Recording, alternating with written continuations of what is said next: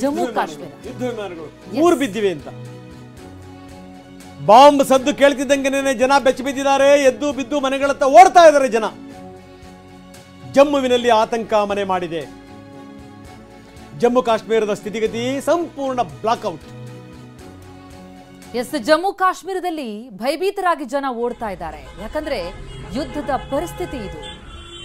ಪಾಕಿಸ್ತಾನಕ್ಕೆ ನಿಮ್ಮ ನೆಲದಲ್ಲಿರುವಂತಹ ಉಗ್ರರನ್ನ ನಾವು ಹೊಡೆದಿದ್ದೀವಪ್ಪ ಅಂತ ಹೇಳಿದ್ರೆ ಅವ್ರು ವಾಪಸ್ ಬಂದು ಮಾಡಿದ್ದೇನು, ನಮ್ಮ ಜನಸಾಮಾನ್ಯರ ಮೇಲೆ ದಾಳಿ ಮಾಡೋದಕ್ಕೆ ಪ್ರಯತ್ನ ಪಟ್ಟರು. ಅದಕ್ಕೆ ಸೇನೆ ತಕ್ಕ ಉತ್ತರ ಕೊಟ್ಟಿದೆ. ಆದರೆ ಯುದ್ಧದ ಸಂದರ್ಭ ಅಂತಂದ್ರೆ ನಿಜಕ್ಕೂ ಅಲ್ಲಿ ಸಮಸ್ಯೆಗಳು ಕಟ್ಟಿಟ್ಟು ಬುತ್ತಿ, ಆತಂಕ ಕಟ್ಟಿಟ್ಟು ಬುತ್ತಿ, ಗೊಂದಲ ಕಟ್ಟಿಟ್ಟು ಬುತ್ತಿ. ಎಷ್ಟು ಗಾಬರಿಯಲ್ಲಿ ಓಡ್ತಿದ್ದಾರೆ ನೋಡಿ ಜನ. ಈ ರೀತಿ ಅಮಾಯಕರು ಆತಂಕಕ್ಕೊಳಗಾಗ್ತಾರೆ ಅಂತಂದ್ರೆ ಅದಕ್ಕೆ ಏನ್ ಕಾರಣ? ಉಗ್ರರನ್ನ ಪೋಷಿಸ್ತಾ ಇರುವಂತಹ ಪಾಪಿ ಪಾಕಿಸ್ತಾನದಂತಹ ರಾಷ್ಟ್ರ. ಹಾಗಾಗಿ ಪಾಕಿಸ್ತಾನಕ್ಕೆ ನುಗ್ಗಿ ಹೊಡೆದಿದೆ ಭಾರತ. ಸದ್ಯ ನಾವು ನೋಡ್ತಾ ಇರುವಂತದ್ದು ಜಮ್ಮು ಕಾಶ್ಮೀರದ ಚಿತ್ರಣ. ಭಯ, ಆತಂಕ ಮನೆ ಮಾಡಿದೆ. ಈಗಾಗಲೇ ಸೂಚನೆಗಳನ್ನ ಕೊಡಲಾಗಿದೆ, ಬ್ಲಾಕ್ಔಟ್ ಮಾಡಲಾಗಿದೆ. ಈ ಹಿನ್ನೆಲೆಯಲ್ಲಿ ತಮ್ಮ ತಮ್ಮ ಮನೆಗಳತ್ತ ಭಯಭೀತರಾಗಿ ಜನ ಓಡ್ತಾ ಇದ್ದಾರೆ. ಆದರೆ ಅವರಿಗೆ ಗೊತ್ತಿದೆ ನಮ್ಮ ಸೈನ್ಯ ನಮ್ಮನ್ನ ಕಾಪಾಡುತ್ತೆ, ನಮ್ಮ ಸುರಕ್ಷತೆಗಿದೆ ಅಂತ.